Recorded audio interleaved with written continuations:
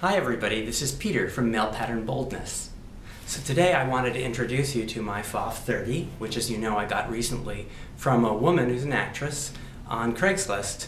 And it had belonged to her mother, who was a dance instructor, and used it to make costumes. And for many years, this woman had used it as a bedside table, nothing more. She was very happy that I got the machine because she knew that I would maintain it and use it and really appreciate it.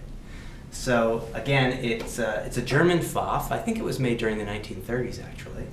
It's a straight stitch machine. It's similar in some ways to the Singer 15 models. It has an external motor, a 1.3 amp motor, which is actually extremely strong, has excellent piercing power.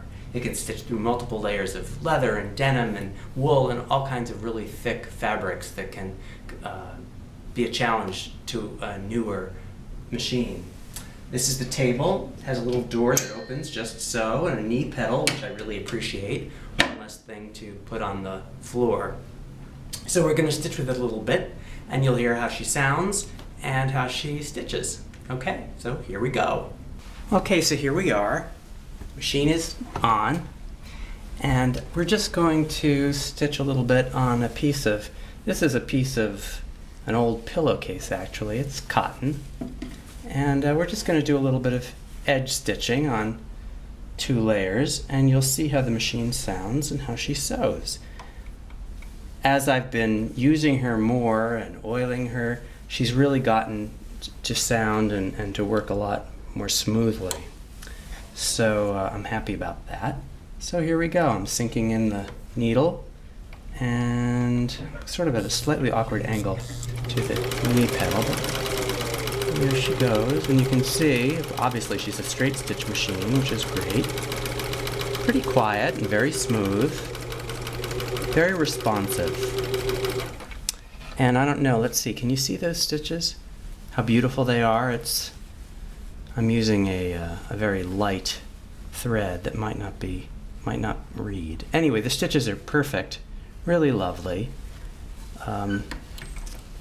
Let me see if I can show you. Let's just trim that a little bit. Let's just stitch a little bit more. Oops, there's a little bit of sewing machine oil on this fabric. Let's just sew a little bit more. She's really great at, if you were doing freehand embroidery, you can see that it's just so easy to move that needle around under the presser foot. Which isn't, it's true of most straight stitch machines, but it's especially true of her. You can make all these little circles and stuff. It's really great. And again, really, really beautiful stitch quality. And there you have it. What I have here now are 1, 2, 3, 4 pieces of upholstery leather, actually from an old sofa we used to own.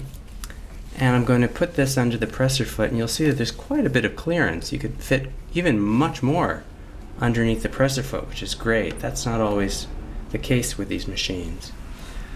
So let's see how she does. And as I mentioned, I haven't changed the thread tension after and before. I was just sewing through a couple of layers of cotton. So let's see how she does with all this leather. Let's sink that needle in, put down the presser foot, and off we go.